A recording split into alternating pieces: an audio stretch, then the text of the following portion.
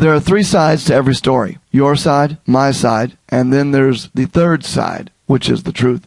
Many times people believe that their side is the truth. And this interview is with somebody whose opinion may not be yours, but they believe their side, the truth, is the third side of the story that you need to hear.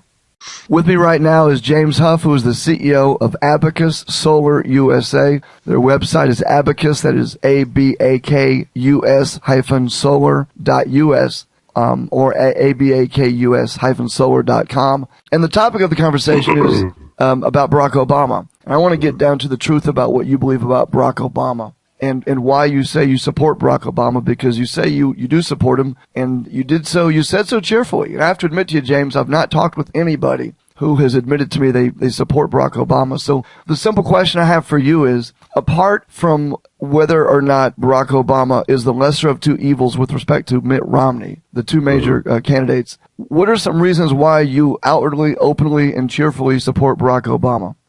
I could start with business. Ultimately, I understand why a lot of people are hesitant in the area of business when it comes to a Democratic candidate or Barack Obama specifically, or whatever their reasons are.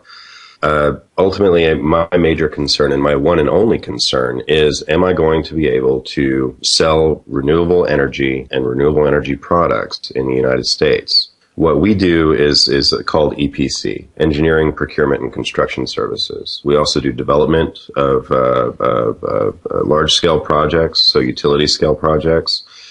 And we do manufacturing in countries like Taiwan, Germany. Our parent company is German. And the first time we spoke, I was living in Germany. And I believe that we spoke a little bit about how their renewable energy programs are really helping the market to develop. The solar industry is not 100 years old. Now, maybe the first solar cells are about 50 or 60 years old. But when it comes to the technology and its market readiness, there hasn't really been a gigantic push until, I want to say, the year 2000. To really get solar technology market ready. And that push began in Germany with what they call the Einspeisevergütung. It's a feed-in tariff. And what that does is it requires utilities to pay a premium for renewable energy from sources like solar or wind. The Obama administration took the next logical leap, or the American version of a logical leap, and they applied, of course, the 30% federal tax credit, which was already in place. They renewed it. But then they added another mechanism. It's called a 1603 grant. And that would allow that 30% federal tax credit to be taken as a grant up front for the system or upon completion. So it made financing of these projects possible. And in addition to that, for commercial projects, they instituted what's called an accelerated depreciation, or MACRS, if somebody wanted to look that up. So these two mechanisms combined have really fueled the advancement of the solar energy industry in the United States. And the last and final piece that they put together was the Renewable Portfolio Standard, the RPS. And, excuse me. That allowed states to set renewable energy goals and develop their own programs on a state-by-state basis to meet those goals. So, we didn't really have a renewable energy industry before 2008 in the United States. We had one, but it was very small, limited to a very small number of EPC contractors, a few manufacturers. Where they saw very high margins on their product, and they weren't ever expected to compete because of just the readily accepted high cost of the product itself. Now, what about people who would hear you make these comments and say, "Okay, I'm waiting for the goods on Obama," and you've talked a lot about solar, but they might say, now wait a second, what about the incredible spending increases that come along with the Barack Obama presidency that, push us deeper into debt? And what about, and I could just list a litany of things that people would say outside of that issue. Do you really want Barack Obama to be president, or are you more interested in just the president who's most open to solar power because that's your industry? Yeah. Well, my primary concern is, of course, am I going to be able to do business? In terms of taxes and debt and spending, as well as I do, you don't get something for nothing. You can't continue to spend money unless you have money to spend. That's just the truth. What I really see, and to address your question, is that no matter who the president is, we're going to have to continue to borrow money from China, at least in the short term, unless we're able to develop industries which are profitable, standalone, and profligate. We're not going to ever step away from our cycle of debt and our cycle of spending.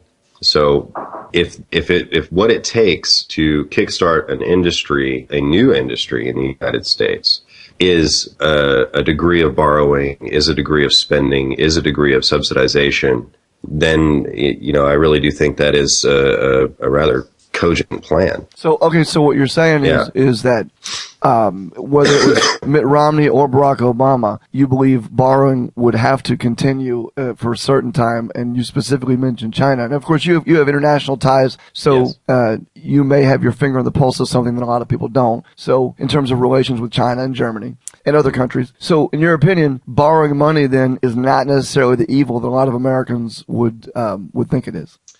No, I don't believe so.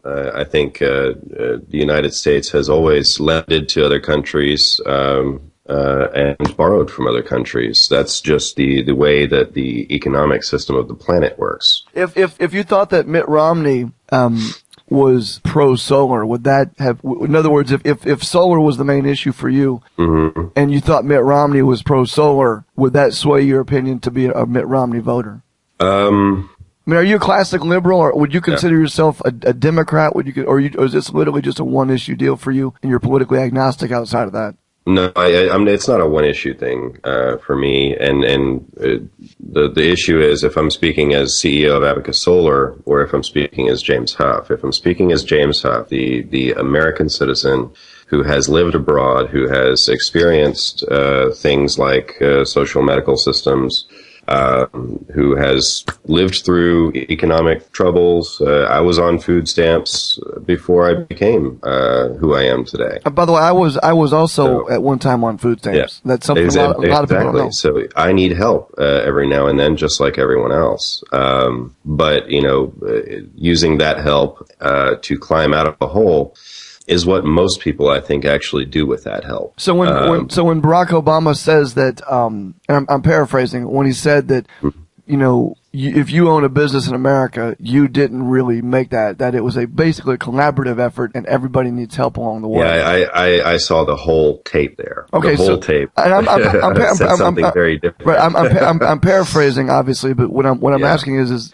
do you generally believe then, with the general tone of what was said, that people really do along the way need help at some point or another from? Absolutely.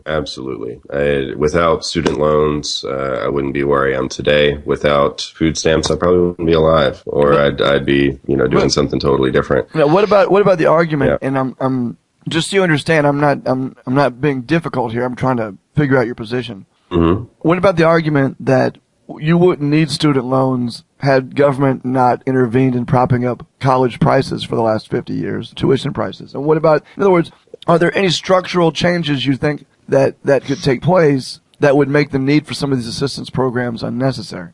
Honestly, I don't believe that. No, government tends to do some things which we collectively won't do for ourselves. And I'm not saying that government needs to be involved in everything, but I am saying that for a very low income family, which I came from, it was not an option to go to college. That was not something that my family could have ever afforded. In fact, I was working to help support the rest of the family while in college.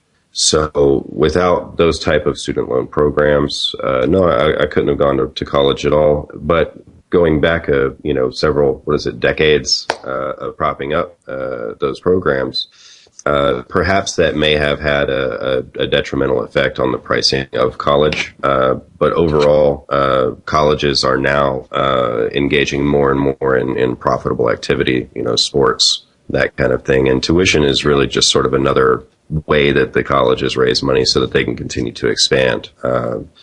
With your time abroad, and yes. you mentioned social. I don't know if we use the word social medicine or socialized medicine. Socialized medicine. When your time abroad, what have has that affected your opinion about our current medical morass here in America? Because yes, it has. Well, people would say that what's happened in the last 4 years hasn't really helped, and I myself know from some personal health issues I've got. Whatever raining down of benefits is supposed to happen hasn't happened with me and my family yet. So it's supposed to happen until 2014. So 2014. So from your experiences around the world, what is your take then on Obamacare? Well, I think that the weakened state of the Obamacare program that did pass, it is a weakened state. It's not as strong as a single payer system. It's not going to be as beneficial as a single payer system. And my experience is with a single payer system. So I lived in Germany for a number of years. I was born there, back and forth, since I was 20. And, the single payer system is really no different than a standard medical insurance here in the States. The only difference is that the cost is buried in taxes. So you don't realize that you're paying your medical insurance because it's taken automatically as a part of taxes.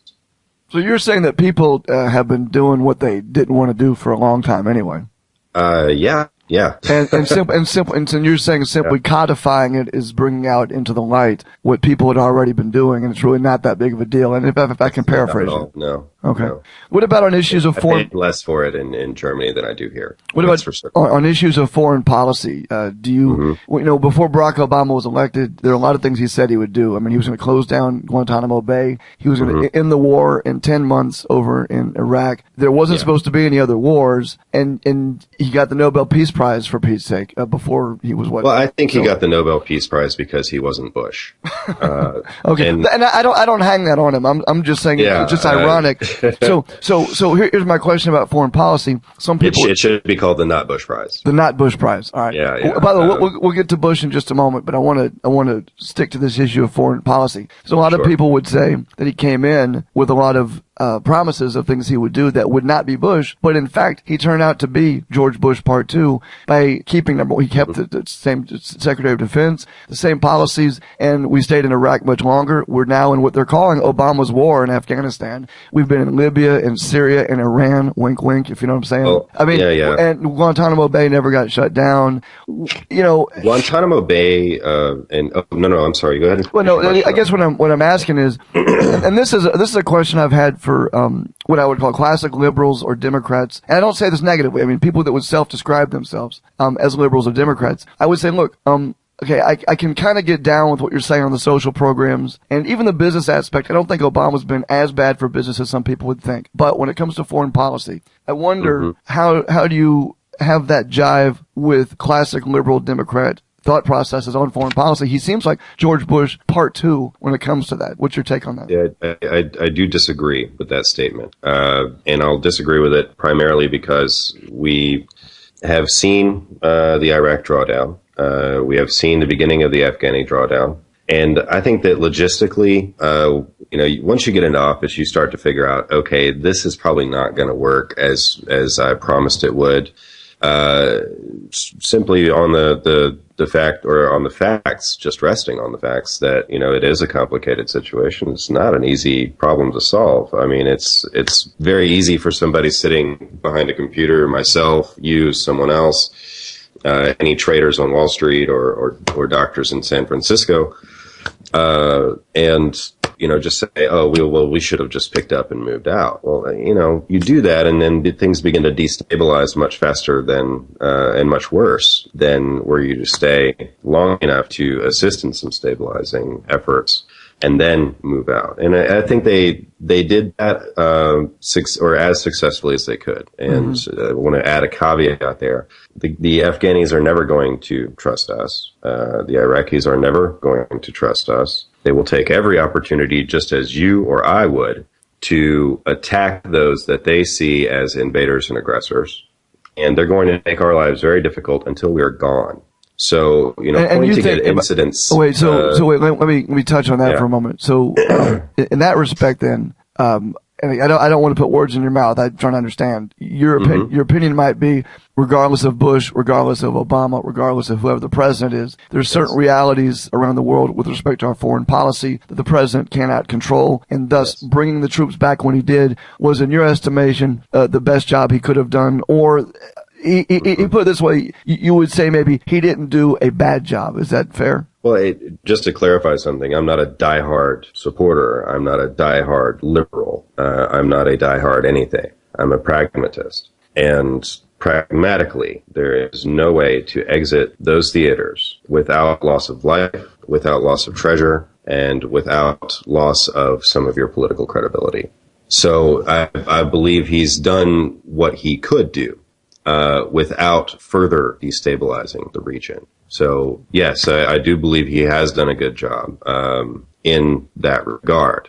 Now, in terms of, freeing us from the obligations of continuing to pay for military activities in a foreign theater, it would be nice if we didn't have to keep adding that to our debt. So, on balance, healthcare, when you look at healthcare and you look at the economy and you look at foreign policy, on balance, then you are an unequivocal supporter of Barack Obama, and you don't make any apologies for that. You think that he's well, I make no apologies for my opinions, but unequivocal, I wouldn't say that either. Okay, where would you say that you do? Where would you say you would have a beef with the president? What would be something you would say that's something I didn't like? My beef in the beginning. Okay, let's just start there. The beginning of the presidency, he was the new kid on the block. He was meant to come in and had raised a lot of hopes for people to more or less fix a lot of the problems that we had. Have you ever seen the movie Idiocracy?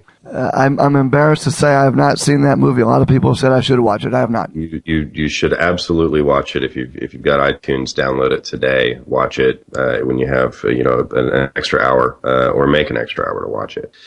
But there was this guy, Not Sure, in the movie, and he's just an average guy from today. The world apparently dumbs down, and then they figure out, well, he's the smartest guy on the planet. And he's expected to fix everybody's problems. And I'm not saying Barack Obama's the smartest guy on the planet, but I am saying that, when he took office, that was the expectation of him. So I think that, a lot of our expectations have been, really the problem here and not necessarily the job that he's been doing. So if you were to look at the two candidates, then. Yeah. I would still say that Barack Obama is definitely the one who I would expect the most from. Okay. In terms of delivering on campaign promises, he has done a pretty good job. He didn't close Guantanamo. He didn't end the wars as quickly as he said he would. But I think a lot of the reason for not closing Guantanamo was the uproar from the other side on closing Guantanamo. I mean, there were some ridiculous arguments out there about, what was it? Oh, we're going to bring these terrorists to New York City, and we're going to put them in our prisons. I don't know anybody that's ever escaped from a Supermax prison. Do you? I don't know anyone that's ever escaped from prison except Tim Conway and what's his name, Don Knotts in the Apple Dumpling Gang in about 1972. Right. So, I think that housing these guys in a Supermax prison, we're paying about 20 times more for them to be in Guantanamo than we should be paying for them to be in a prison here. I think Guantanamo is an excellent asset, but it needs to be an asset that functions as sort of an extension of the U.S. military power, rather than something that, is strictly meant to be a prison. I think that we can find better uses for that facility. So ultimately then, when it comes to the election, which is about, 3 weeks away, 4 weeks away, yes. 3 weeks. When it comes to the election, you will walk into the polling booth and you will pull the lever for Barack Obama, and you will do so not because he's the lesser of two evils, but because you actively either like or are an apologist for his policies.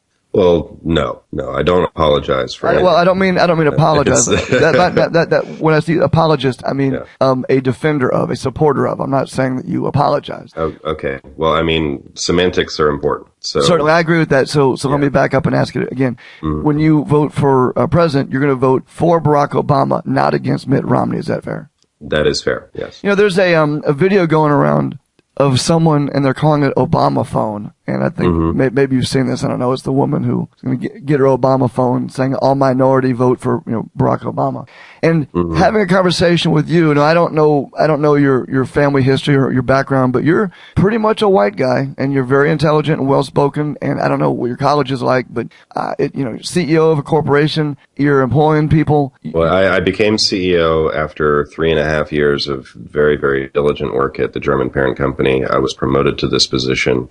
This is not something that was handed to me in any kind of way, shape, or form. No, I understand, but you definitely represent, and I'm glad we had this conversation because you represent a demographic of Obama supporters that the media doesn't really highlight. So the media would have you believe that Obama supporters are all Obama phone woman, but you were certainly not that person. And no.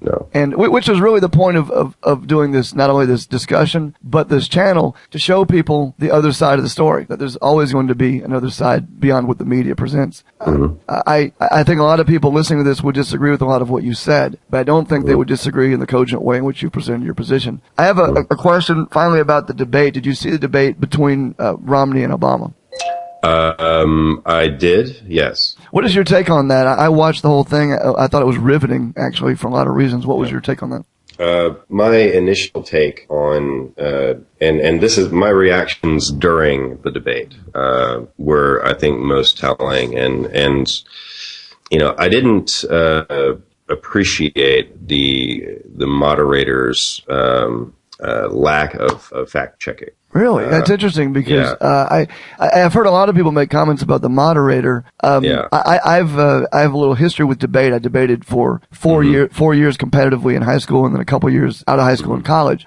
And the moderators of debates that I've been involved with aren't really there to fact check. They're there to put on the onus on the shoulder of the debater to do the fact checking. So, but I've heard other people make that comment. Why did that bother you? What was your? Well, there were so many just things that are blatantly untrue. Romney engaged in a tactic that was, I'm going to throw out as many different types of scenarios and as many different issues as possible. And I'm going to make statements about these issues while doing so. But I'm going to do it at such a rapid pace that there's no way that my opponent could rebut any of them and stay on focus or, correct me in a cogent fashion.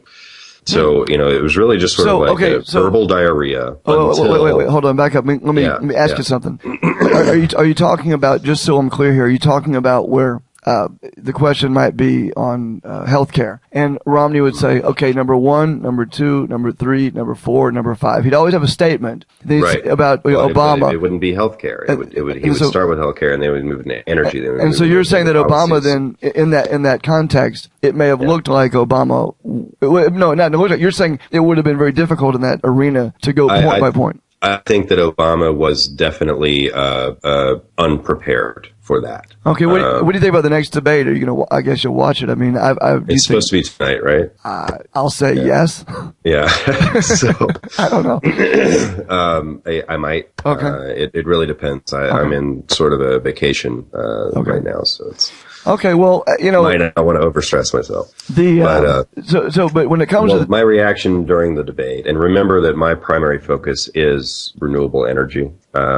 When Romney just flat out states that renewable energy is too expensive, that's untrue. When he says that we're wasting money on renewable energy, and he starts talking about Solyndra and all of these things. Well, Solyndra's a good point, though. That is I can explain Solyndra if you'd like to hear it. Sure, yeah. But staying on task with the debate itself, I was literally screaming at the TV, like, that is not true. You're not telling the truth. Who is advising you on these issues? Really? Now, that's interesting. So you had a visceral reaction to the debate in a way. Visceral reaction. Yeah. Really? Okay, so tell me about that. So you're watching the debate, and he's talking about renewable energy. You're zoning in, and what would you have liked Obama to have said? Well, number one, I would have loved for Obama to say that the loan guarantee program has a 98% success rate. With $20 million, I'm sorry, was it billion or million? Might have been billion. It was a lot of money. Built in for loss. Okay, that program has come nowhere near that. With a 98% success rate, they have generated more revenue than they have lost anywhere. They've generated more revenue than they have put out. So the idea that it's okay to point at a company like Solyndra. And remember, these loan guarantees were for companies who had risky technologies. They would otherwise not have found a place in the market. And Solyndra found a very small place in the market, but ultimately their product was not as good as the standard PV. That's just the way it is. And so now, there's not I have to admit to you that my fact-checking ability, I don't see myself as a moderator of a debate here, but I will say I don't have the ability to check those facts live while we're doing this. So I'll run with, I'm going to run with your ideas that these are, you're factually accurate. But I still think some people would take the other side, and they would say, well, it's okay to go with risky technology, but isn't it better left to, quote, the free market to do that? I do know that what Mitt Romney, from what I've heard him say, is he actually says that he wants the government just to get out of the business of these alternative energy. I use the word alternative maybe incorrectly, but the solar and all that wouldn't. I think some people might say to you that taking a gamble on solar is akin to taking a gamble on Wall Street and bailing out bankers and brokers, and they'd want to know what the difference was. Why use our tax-paying dollars for that? Well, for the same reason that we used our tax-paying dollars to develop our oil industry, to develop our natural gas industry, to develop technologies for fracking, to develop nuclear technology. We have all of these technologies that we currently benefit from, and all of them, without exception, are federally funded. Every single one of those industries receives money from the federal government, from state governments, and from you and I, because we use them. I can't. If the government is going to place onus and emphasis on a newer form of technology, aka renewable energy, it's not an alternative anymore. We know that for a fact. So we need to be doing this. This is something that is going to stabilize our energy production within the United States over time. It's not a quick fix. It's not an easy fix, but it's something that we do need to be investing in. Now, let me dovetail then what you're saying with an overarching theme. I think based on what you've said to this point, it sounds like you're saying that like you needed a hand with food stamps or with school program, with your college education, that the nation, there are some industries that whether or not you make money immediately and whether or not there's a profit attached to it right now, or maybe ever, you might say it's a utilitarian deal in the same way that, coal and natural gas and oil would be. If we're going to subsidize those, we ought to put this on a level playing field with those. Is that what I'm getting from you? Absolutely. Absolutely. Now, that being the case, how would you answer people who would say, well, we shouldn't be subsidizing, because my personal opinion, not that I want to interject it here, but I want to give you an alternative. My personal opinion would be we shouldn't be subsidizing any of that stuff, oil or solar. Right. What would you say to that? Well, let's back up and say, what if we never subsidized it? Okay, if there were never a subsidy ever for the coal industry, there would have been very few people mining the coal. We would still be burning it in our homes to heat our homes, just like they used to. We would never have moved into the current age of technology when it comes to coal-fired power plants that we have today.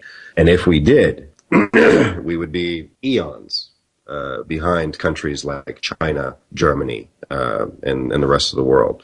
So, if we had said never, we're not going to subsidize this, we're not going to make it cheaper through increased technology, through increased increases in supply, sorry. If we had never made those investments, we would not be anywhere near where we are today, technologically, or practically, for that matter. Nuclear power would never have come to fruition. It sounds to me, it sounds to me that if I could put a label on you, and I don't like using labels, but I think something that comes to mind is you would be more and for some people old enough to know what I'm talking about, this might make sense. You would be more of a 60s and 70s Democrat, you'd be more of a Bill Clinton Democrat than you would a hardcore leftist, what they'd call classic liberal, because it sounds like you're talking about using the government as a tool that extends not just to the little guy in the streets, but also extends to the greater good, which would be business, which would be industry. So you actually see this process or a vote for Obama, you don't see it as a negative for business or for the country. No, not at all. I see him as well, I mean, if you want to say Clinton Democrat, then yeah, I actually do see him as a Clinton Democrat and not, I don't agree with these, Occupy Wall Street people or, I don't agree that, we should be, just this completely open and free society that does whatever it wants. But I also don't agree that we need to crawl into our shells and shun our own collective power. So our collective power being the government. We are the government, whether or not we choose to admit it. Which, by the way, I think is yes. That's an interesting theme I've heard you say throughout here, whether overtly or not, that whether you admit it or not, we're all. Hillary Clinton wrote the book "It Takes a Village." I don't know if you agree with that with respect to raising a child, but I think that you was. I think it was written long before Hillary. Okay, so in other words, you see that concept as being valid. The concept of government by and for the people is a valid concept. Yes. So if you were going to speak to someone who's on the opposite side of the aisle, who's going to walk in and vote for Mitt Romney, I'm going to give you this is the last question, and I really appreciate your time. This has been a wonderful interview. If you were to speak to someone, we know you're voting for Obama. What would you say to someone who's going to vote for Mitt Romney? They're walking in, getting ready to pull that lever. What would you say to them before they cast their vote for Mitt Romney? Honestly, I have nothing to say. It's not my mission in life to ask other people to think the way that I do. There's a reason why I have been as successful as I am, and it's because I think like I do.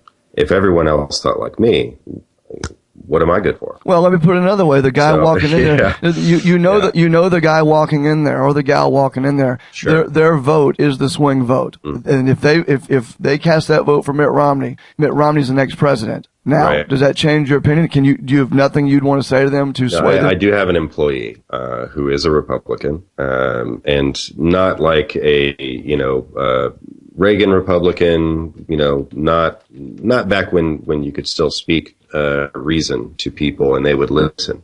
But wait. he's more like a back when they would listen to reason. Republican. Okay, so that's pretty rancorous language. Are you casting aspersion on all Republicans now that they don't listen to reason? No. Okay. I said he's not a Reagan Republican. The Reagan Republicans could see reason. They could work across the aisle. There was never this complete stonewall when it came to working together to achieve policy. Understood. Okay. In the Reagan days. So, if you want to edit that, do what you got to do. But he's more of a Santorum Republican. Okay, just so people who don't know what the reference might be, Rick Santorum is seen as being a fairly hardline, no compromise, my way or the highway, fundamentalist Christian kind of guy. Yes. Okay. So you're saying you've got that guy as your employee and he represents then, so let's say he's walking in, he's going to pull the lever for Mitt Romney. Are you suggesting there's nothing you could say that could sway him? Well, what I'm saying is the level of vitriol, the amount of polarization, all of these things are endemic now. There is no going back to an age of reason because all reason has left the stadium. So if it came down to I could say to him, hey, bud, we've worked together for a while. I know what your views are. I'm pretty sure I know what you're going to do when you walk in there. And I'm not here to convince you otherwise. But I am going to say that the industry that you have tied your career to is not supported in any way, shape, or form by the guy you're going to pull it for. And it's likely that the advances that we have made could be pulled back. It has happened once. It happened under Reagan. We should have had a solar industry after Carter, but we don't. I have to admit, if those were your arguments with a non-Reagan Republican in the year 2012, he's voting for Mitt Romney and you lose. That's okay. Okay. Like I said, it's not my mission in life to let him know that he should think like me. That's not at all what I want anybody to take from this. Right. It is my mission, however, to inform. Understood. This guy, my employee, the solar industry alone employs around 150,000 people in the United States, and that's just solar specific. That's not including the attorneys, the truck drivers, logistics companies, service providers, you name it. There's a lot of money that flows in and out of this industry, and it's only 150,000 strong now. But with the right policies, it could be millions. Well, I thought, going into this, that this would be a discussion limited only to your experience in the solar industry, but it's been bookended nicely with starting with it and now ending with it. I appreciate your time. And I want to stress the fact that this has been enlightening. I don't know that I've learned a lot about Obama, but it's been nice for me to have a conversation with someone who is just an outright supporter of Obama and his policies and his belief system and his values and all that. Because the media does portray it, whether or not you agree with Obama or not, the media does portray it as Obama phone. And you are certainly not that. And James, I appreciate your time today. Thanks for being with us. And people can find what you do at abacussolar.com. That is ABAKUS-solar.com or .us. Is that correct? That is correct. All right, James.